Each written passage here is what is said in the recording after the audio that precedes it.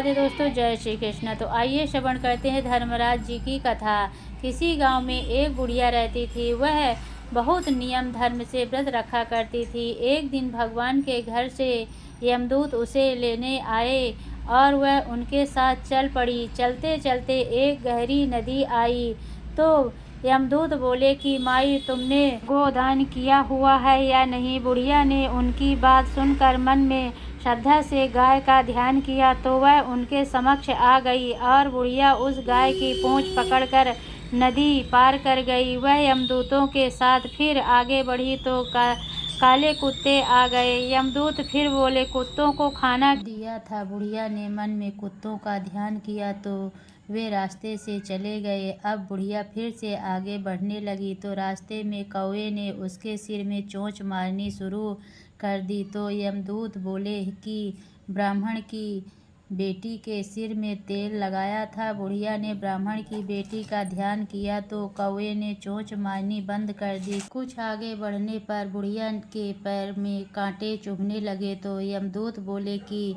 खड़ाऊ आदि दान की है। बुढ़िया ने उनका ध्यान किया तो खड़ाऊ उनके पैरों में आ गए।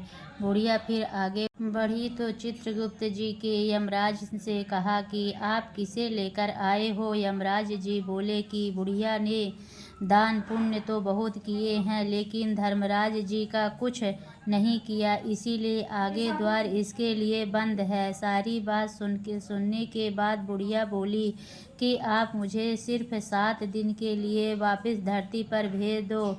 मैं धर्मराज जी का व्रत और उद्यापन करके वापस आ जाऊंगी। बुढ़िया माई वापस धरती पर अपने गांव आ गई और गांव वालों ने उसे भूतनी समझकर अपने दरवाजे बंद कर दिए। वह जब अपने घर गई तो उसके बेटे बहू भी दरवाजे बंद कर के बैठ गए। बुढ़िया ने कहा कि मैं भूतनी नहीं हूँ, मैं तो धर्मराज जी की आज्ञा से वापस धरती पर 7 दिन के लिए आई हूँ। इन 7 दिनों में मैं धर्मराज जी का व्रत और उद्यापन करूंगी जिससे मुझे परलोक में जगह मिलेगी। बुढ़िया की बातों से आश्चर्यचकित होकर बहू बेटे उसके लिए पूजा की सारी सामग्री एकत्रित करते हैं, लेकिन जब बुढ़िया कहानी कहती है तब वह हुंकारा नहीं भरते, जिससे बुढ़िया फिर अपनी पड़ोसन को कहानी सुनाती है और वह हुंकारा भरती है। 7 दिन की पूजा व्रत व उद्यापन के बाद धर्मराज जी बुढ़िया को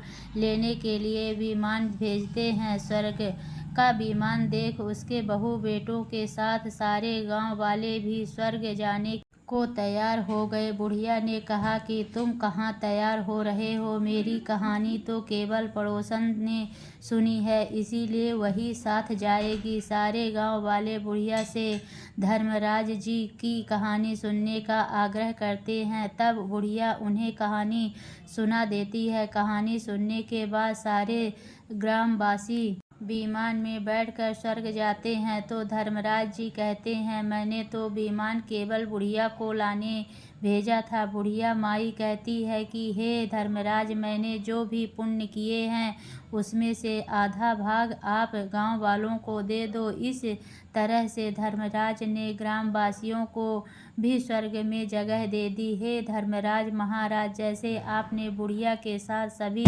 गांव वालों को भी स्वर्ग में जगह दी, उस तरह से हमें भी देना। कहानी सुनकर हुंकार भरने वाले को भी और कहानी कहने वाले को भी जगह देना। धर्मराज महाराज जी की जय। यमराज महाराज की जय हो।